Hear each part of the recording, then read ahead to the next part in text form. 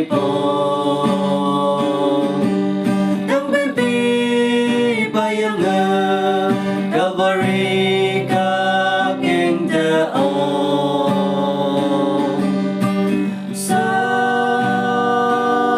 si ali ở sai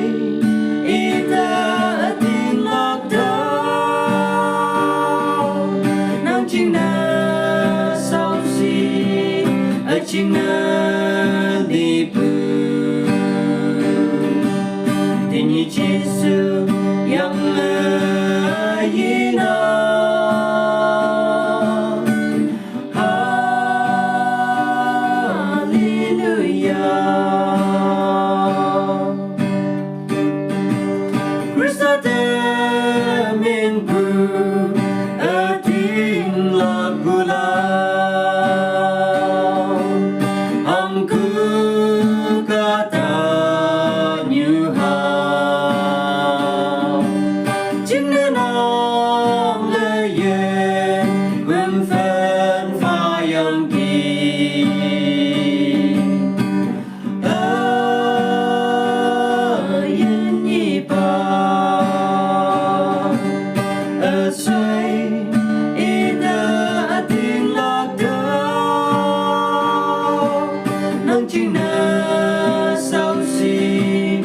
Chinh na li bự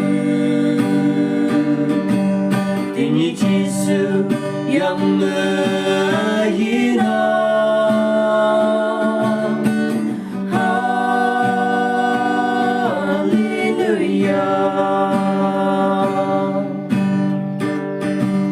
Quang anh ơi bư mà ô khơi sang bư ba